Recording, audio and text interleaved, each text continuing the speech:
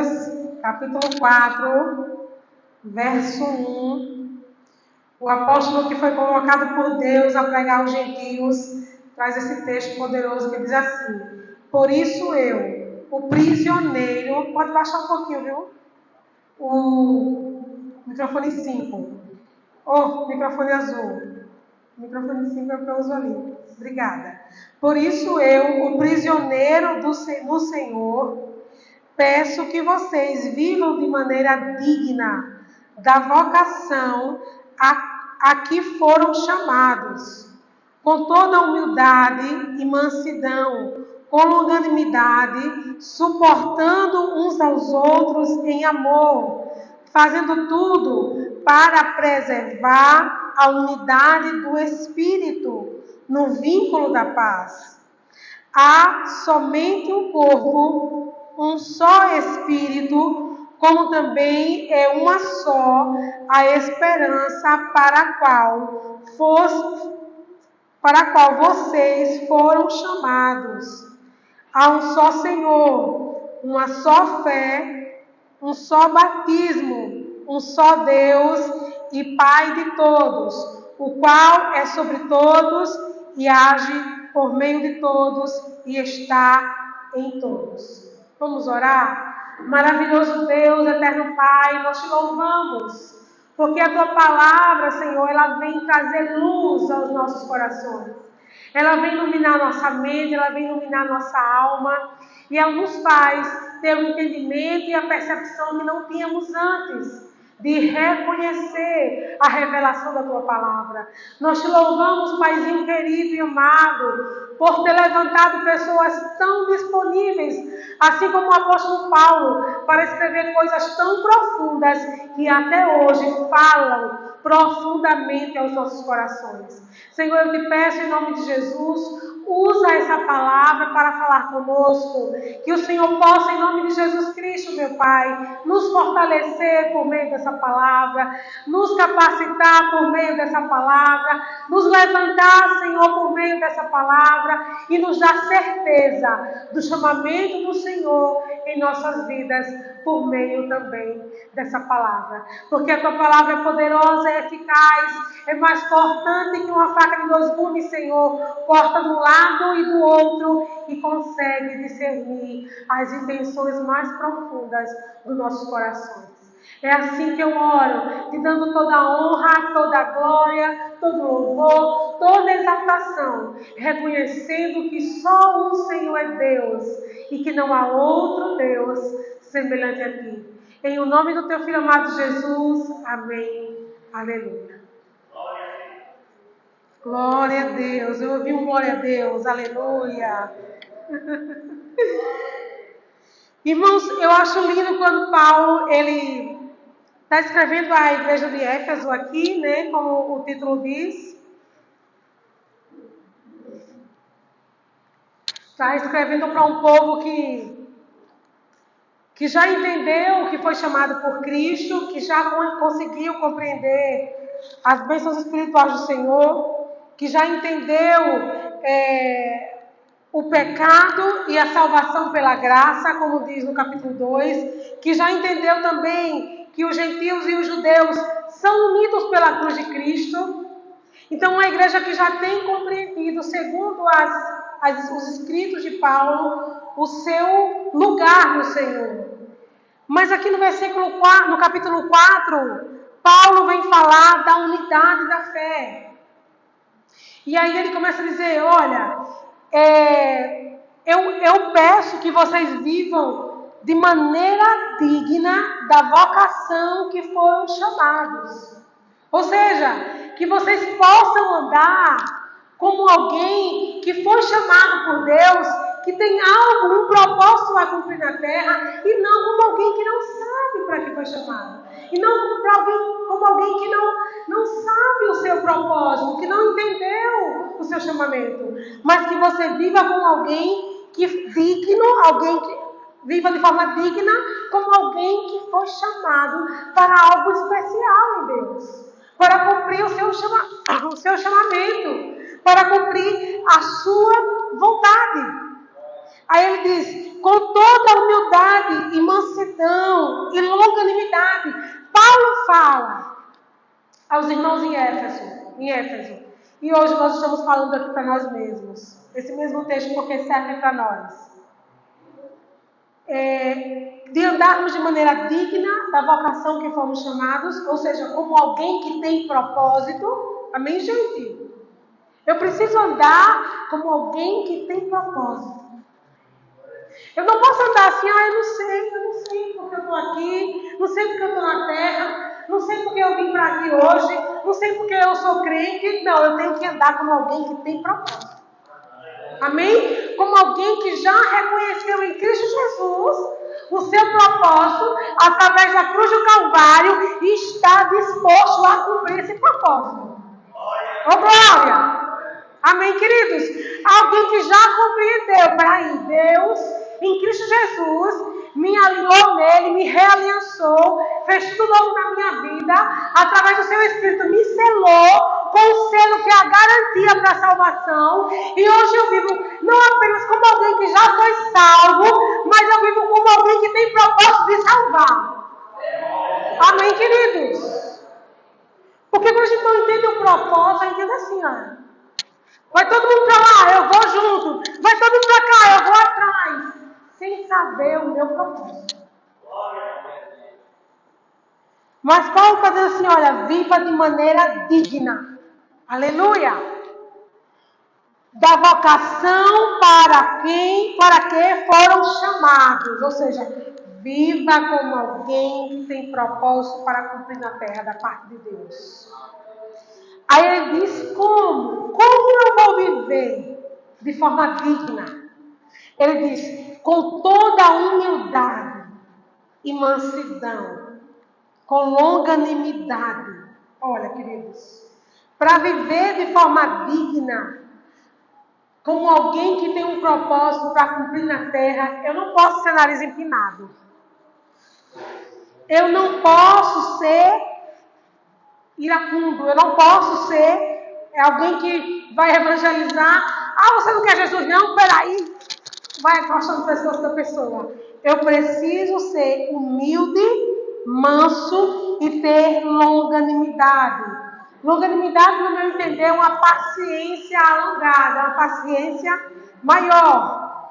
Aí ele fala, suportando uns aos outros em amor. Fazendo tudo. Escute, quem tem que fazer tudo? Fazendo tudo para preservar a unidade do Espírito Santo, com E maiúsculo, no vínculo da paz. Ou seja, vamos destrinchar aqui até aqui. Paulo está dizendo, vivam de maneira digna da vocação que foram chamados. E ele dá preceitos, ele dá requisitos para que a gente consiga viver como alguém que tem propósito.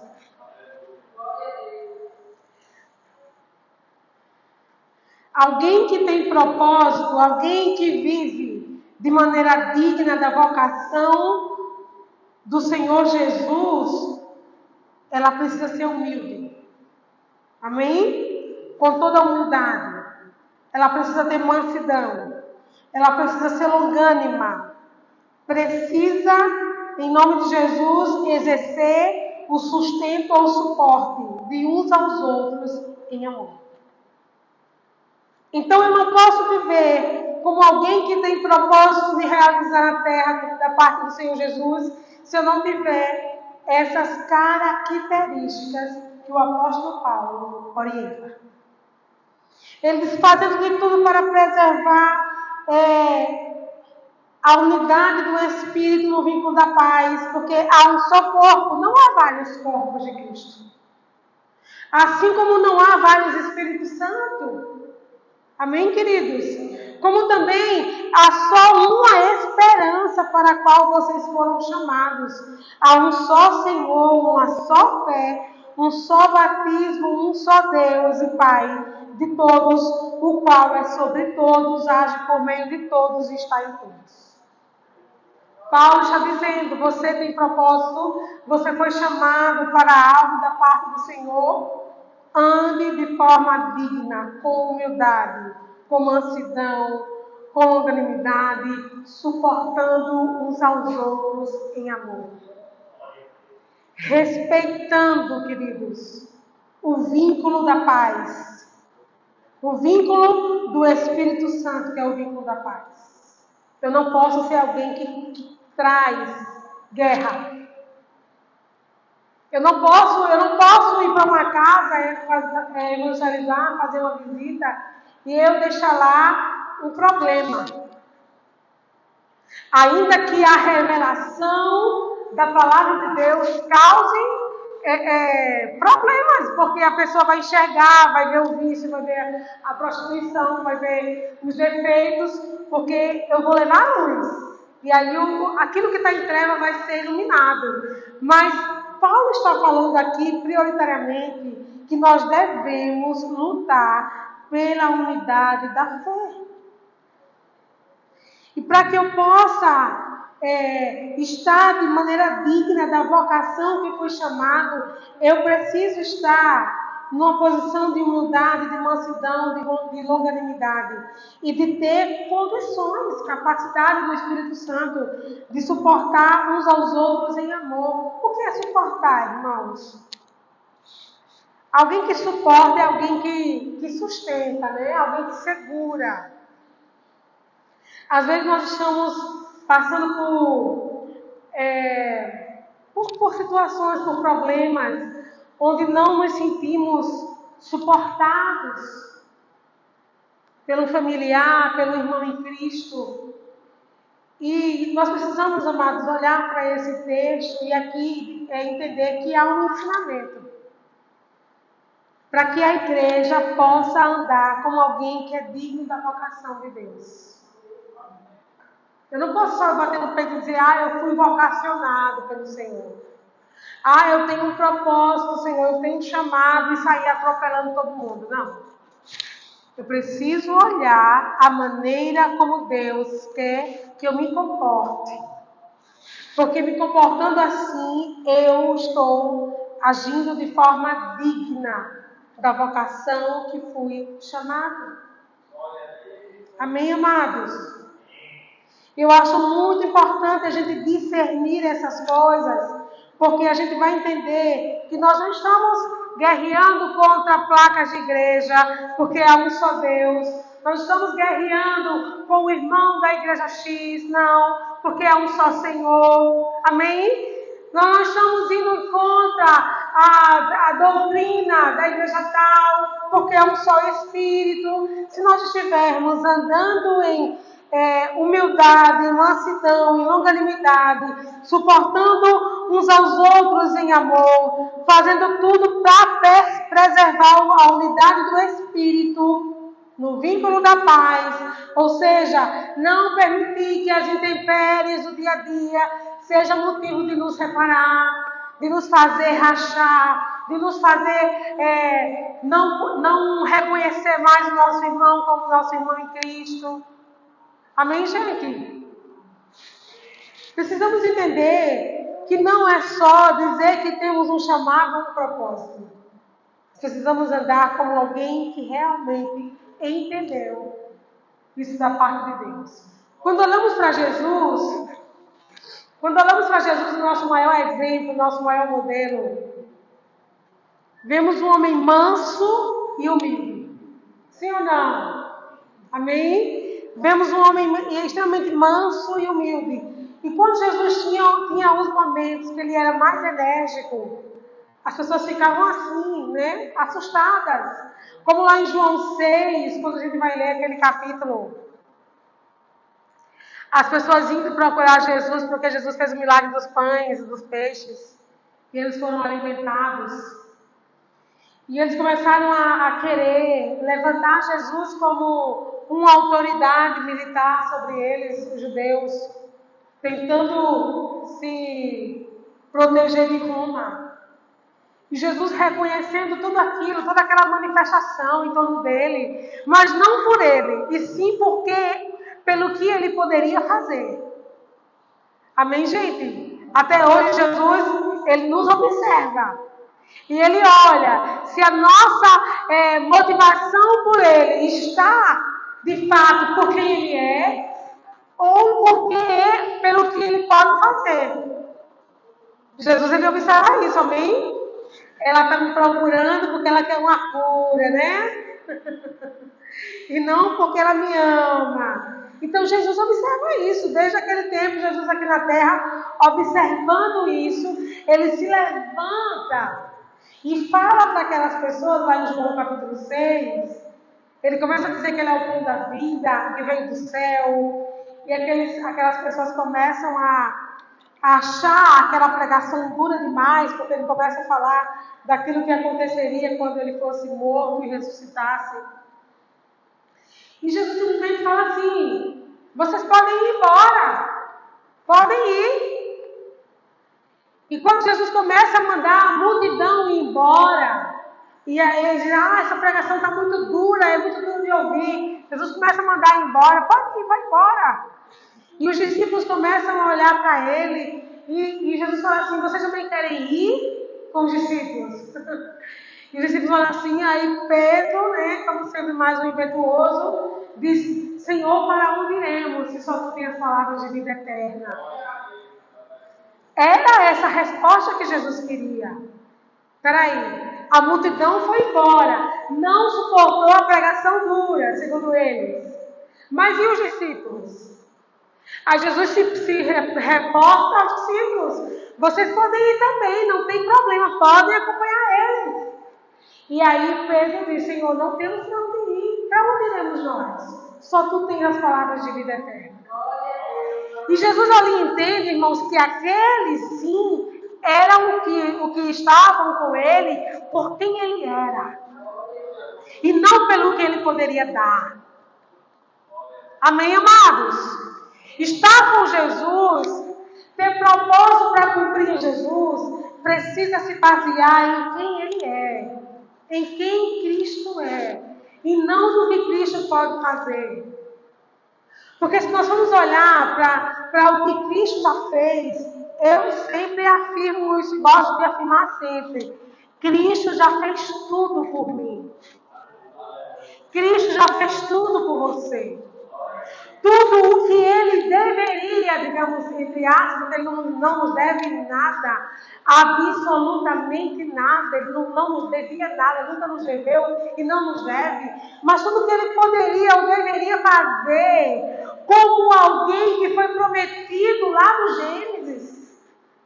Quando Deus foi castigar Adão e Eva, ele disse assim: olha, do descendente da mulher, eu vou levantar alguém que vai pisar na cabeça de Satanás. Deus falara de Jesus.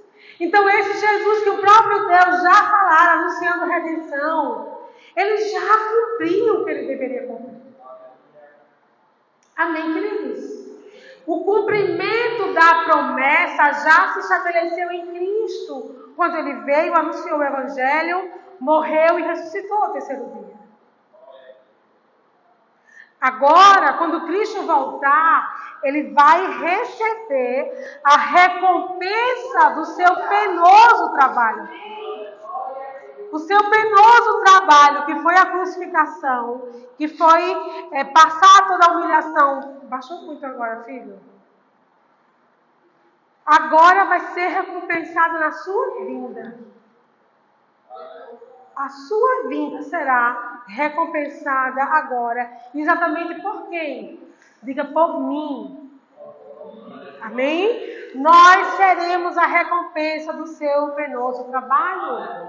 Todos aqueles que nós alcançarmos através do entendimento que vivemos agora, que precisamos viver, que vivemos de maneira digna, como alguém que foi comissionado, que foi vocacionado pelo Senhor Jesus, todos os nossos frutos, todas as pessoas que alcançamos, que alcançaremos, serão fruto do trabalho de Cristo Jesus. Amém, queridos? Por isso que eu preciso deixar o Espírito Santo de Deus trabalhar profundamente na minha vida. Eu não posso só dar espaço ao Espírito Santo quando eu quero profetizar algo, quando eu quero liberar uma profecia sobre alguém, quando eu quero falar uma palavra de Deus. O Espírito Santo, ele precisa ter domínio do meu falar, do meu andar, do meu olhar, do meu ouvir. Na vida ordinária, o Espírito Santo precisa ser aquele que nos dirige. Aumente um pouquinho, por favor. Abafou, eu estou tendo que gritar. Então, quando a gente entende essas coisas, a gente não espiritualiza o que não é espiritual. Mas toda a nossa vida, toda a nossa conduta, seja levantar, ir para um trabalho, escovar os dentes e tomar café com a família, seja sair para a escola, seja ir para a casa de um parente, tudo isso, querido, precisa ser dirigido pelo Espírito Santo. Por quê? Porque hoje eu tenho o entendimento que fui vocacionado por Deus. Então eu tenho que andar de maneira digna. Eu tenho que andar de maneira digna de alguém que foi vocacionado, de alguém que foi chamado. Eu não posso ser encrenqueiro ali e daqui a pouco eu querer que alguém aceite um conselho bíblico meu. Porque se alguém me viu lá atrás, oxi, essa mulher estava ali encrencando nesse instante.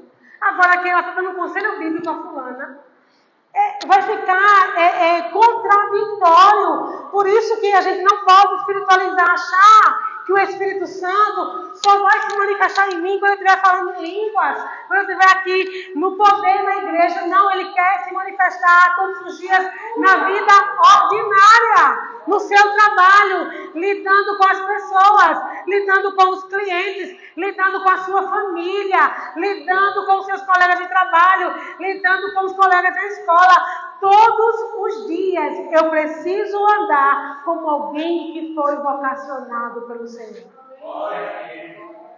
Amém, queridos? Por muitas vezes nós fizemos divisão dessa história. Não, o crente é crente dentro da igreja. Fora da igreja, ele é um trabalhador, ele é um isso, um marido, ele é uma esposa.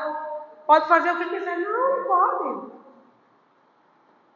Porque dentro da igreja não é difícil ser crente. Sim ou não?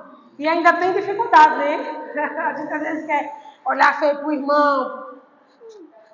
Agora lá fora, onde lá fora a luz do Senhor precisa iluminar. Irmãos, e quem são essas lâmpadas? Somos nós.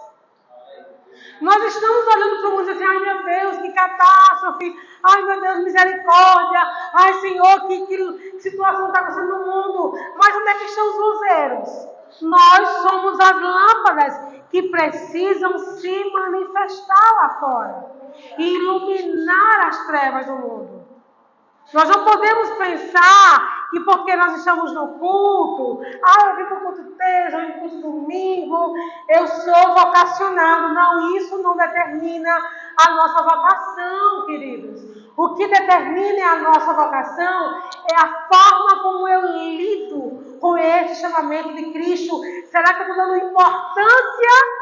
Eu estou dando importância que eu sou uma esposa na vida ordinária, que eu sou uma dona de casa na vida ordinária. Será que eu dou importância a fazer o alimento para a minha família? Será que eu dou importância em organizar a minha casa para a minha família? Que droga! Tem que arrumar a casa de novo. Que saco! Será que o marido está dando importância em ser um sacerdote do lar, em ser um provedor, alguém que Deus vocacionou e responsabilizou para cuidar de uma família? É muito fácil a gente querer mostrar a nossa vocação no meio dos cristãos. Mas a nossa vocação está, queridos, quando nós entendemos e agimos de forma digna, com toda a humildade, mansidão e longanimidade, suportando uns aos outros em amor. Não importa quem é a pessoa, não importa se eu a conheço, não importa se eu não a conheço, importa que eu preciso suportar, demonstrar amor por ela. E às vezes nós, a Igreja do Senhor, que fomos chamados com essa digníssima vocação, não estamos conseguindo, meus irmãos, demonstrar e agir de acordo com a santa palavra de Deus.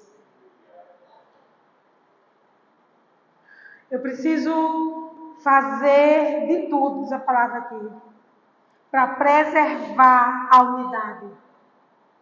Querido, escuta uma coisa. Provérbios vai dizer, eu acho que eu vou ter que ler, que eu não vou me lembrar.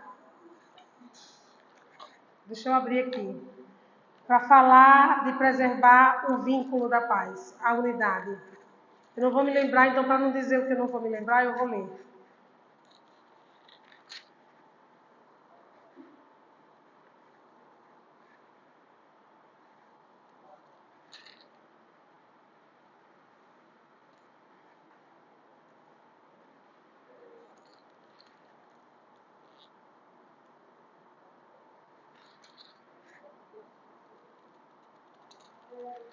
Estou com a Bíblia da Rebeca.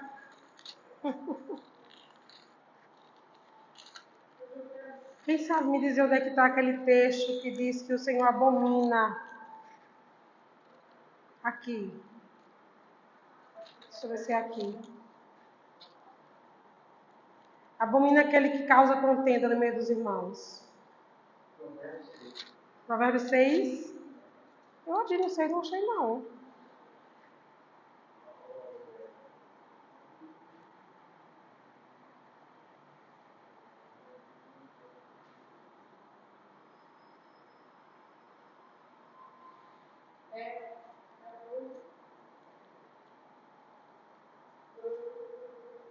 Não achei não, no 6. 6:3.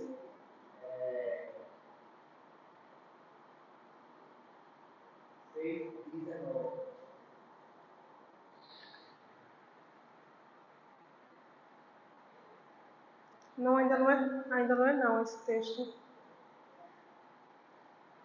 Ainda não é. É um que ele diz que ele, uma coisa ele odeia. Ah, eu acho que é isso aqui, a partir do 6. A partir do 16, perdão. Capítulo Provérbios 6, a partir do 16. Deixa eu ler a partir do versículo 12. Perverso e vil é o que anda com a iniquidade na boca. Pisca os olhos, arrasta os pés e faz sinais com os dedos. No seu coração há perversidade, está sempre planejando o mal e semeando discórdias. Por isso a sua destruição virá repentinamente, de um momento para outro. Ficará irremediavelmente arruinado. 6 coisas o Senhor odeia, e uma 7ª a sua alma detesta: olhos cheios de orgulho, língua mentirosa, mãos que derramam sangue inocente. Por isso que essas pessoas que estão matando pessoas inocentes têm um preço muito alto a pagar dentro do Senhor. Coração que faz planos perversos, pés que se apressam a fazer o mal, testemunha falsa que profere mentiras e o que semeia discórdia entre irmãos. Aí Paulo vai nos dizer aqui no texto que nós estamos lendo, irmãos, capítulo 4 de Efésios, versículo 4, versículo 3 ainda, parte B, versículo 3, fazendo tudo para preservar a unidade do Espírito no vínculo da paz. O que é isso, pastora?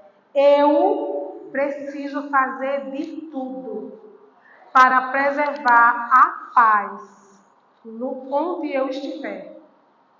Eu preciso fazer de tudo. Na igreja, na minha casa, no meu trabalho. Irmãos, eu não posso ser um cristão que ateia fogo. Amém, gente? Nós estamos vivendo, queridos, um tempo assim de muita falta de amor. O texto de Mateus, capítulo 24, quando fala que o amor de muitos se esfriarão, nós temos visto isso já acontecendo. Por quê? Porque os noticiários comprovam isso. Como é que um pai e um avô estupram uma criança menor de idade? Como é que alguém mata alguém inocente que está dormindo numa calçada, que não tem onde morar? Como é que alguém passa a tear fogo em cima de um ser humano? Como é que pessoas conseguem ter um coração tão perverso de fazer maldades terríveis com o próprio ser humano, que é o mesmo ser seu? A igualdade da sua semelhança. Então nós temos visto que essa palavra tem se cumprido. Mas uma coisa que nós precisamos entender, amados, que isso não pode se estender à igreja do Senhor. O desamor não pode chegar nos nossos corações. Eu não posso dizer assim, é problema dele, ele que se vire. Eu não posso. Eu preciso ser alguém que anda de forma digna, de alguém que foi chamado para uma vocação, para um propósito do coração de Deus. Nós não podemos deixar que essa coisa assim, de não nos importar, mas chegue a nós. Mas na minha família não é problema meu, eu não tenho nada a ver. Isso não pode permear os nossos corações. Porque Jesus ele veio prioritariamente porque ele quis obedecer um plano. Eu tenho que terminar já, né? Ai, meu Deus. Não é 8h30, né, que tem que terminar? Ai, 9. Oh, glória a Jesus. Sei que eu já estava passando, olha. Jesus veio prioritariamente para cumprir o plano do seu Pai. Jesus veio obedecer. Irmãos, Jesus veio obedecer. Amém, minha gente? Jesus veio obedecer. Pastora, Jesus podia dizer que não queria, podia, porque ele era Deus. Igual ao seu Pai, igual ao Espírito Santo. Mas Jesus se colocou como homem, nascendo na barriga da Virgem, para obedecer. Como essa palavra hoje está sendo relativizada. Filho não quer obedecer pai, aluno não quer obedecer professor, esposa não quer se colocar em conselho com o marido para obedecer em algumas coisas. A palavra obedecer, ela ficou, parece que ela é um problema hoje. Mas Jesus prioritariamente veio obedecer a Deus. Jesus não nos devia nada. Jesus não devia morrer por nós. Jesus não devia pagar preço algum, porque ele não devia nada. Mas ele veio obedecer. Obedecer o quê? O amor de Deus. Jesus veio ser o cumprimento do amor de Deus. Deus nos amou de tal maneira que deu o seu Filho unigênito para morrer por todo aquele que nele crê. Ou seja, Jesus foi o objeto do amor de Deus. E o amor, queridos, o amor é isso. O amor não é uma palavra, o amor é uma atitude. Jesus, quando entendeu que ele foi vocacionado, assim como nós fomos vocacionados, Jesus foi vocacionado por Deus para vir e cumprir um propósito, vir e fazer uma missão, vir e estabelecer um reino, mas sobretudo ele veio obedecer ao Pai e veio ser o objeto de sacrifício por amor. Porque amor não é dizer, eu te amo, e daqui a pouco quando alguém lhe faz mal ou lhe trata mal, não, mas não, deixa pra lá. Não! Amor é uma decisão, não é um sentimento, meu querido. Amor não é um sentimento, é uma decisão. Eu amo essa pessoa e eu vou com ela até o fim. Custa o que custar, aconteça o que acontecer, a gente vai até, a não ser que a pessoa não queira mais andar comigo. Aí eu não vou obrigar. O amor, ele não obriga. Amém? O amor, ele não é uma prisão, uma obrigação. O amor é uma decisão. Quando olhamos para Cristo, nosso modelo, fazendo aquilo que ele foi vocacionado, quer estabelecer a vontade de Deus na terra, nós vemos um Cristo que primeiro obedeceu. Veio cumprir o plano redentivo da parte do Pai de prioritariamente obedecer. Se não houvesse obediência, não haveria nada do que houve. Amém, gente? Então, quando a gente olha para Cristo, sendo um Cristo prometido, um Cristo proclamado, um Cristo profetizado, vemos um Cristo que se fez alguém comum, como nós, para obedecer. Alguém que é vocacionado por Deus, alguém que é chamado por Deus para andar em propósito, para andar de acordo com a sua vocação, digno da sua vocação, precisa obedecer, queridos. Às vezes nós achamos que não, eu já conheci Jesus, eu tenho uma vida agora independente, eu faço o que eu quero, a hora que eu quero, como eu quero. Jesus não está nessa situação. O próprio Jesus se fez obediente. Amém, gente? O próprio Jesus se fez obediente. O próprio Jesus, sendo Deus, lá, aquele Deus que estava criando quando Deus falava haja, ele estava lá criando todas as coisas. O mesmo Deus com o Pai e com o Espírito se fez carne para obedecer. E por que nós não vamos obedecer, né? Porque nós não vamos poder andar em mansidão, em longanimidade, tendo paz uns com os outros, fazendo tudo para permanecer a paz dentro do ambiente onde você chega. Não seja alguém que traz desunião, meu irmão, em lugar nenhum. Seja alguém que traz paz. Chegou fulano, já chegou a paz do Senhor. Chegou fulano, chegou a presença de Deus. Amém, queridos? Não seja alguém que traz guerra, não, que chega lá, desalvoroça tudo, desorganiza tudo e vai embora. Não, traga paz. Traga a paz do Senhor, ande como alguém que foi vocacionado pelo Senhor para fazer algo maravilhoso para Deus. No ambiente ordinário. Às vezes nós achamos que Deus vai só nos pegar marchando para ir na casa de alguém e dar um recado. Não, às vezes Deus vai lhe pegar e você vai na casa do seu vizinho que está doendo lavar uns pratos.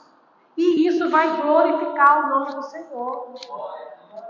Você vai saber que o seu vizinho que você tanto gosta, que tanto ama, que lhe empresta coisas, está doente, você vai fazer uma sopa e vai lá, olha vizinho, toma essa sopa. E isso vai glorificar o nome do Senhor. As coisas ordinárias na vida ordinária glorificam o nome do Senhor. Vamos ficar de pé e vamos orar? Oi?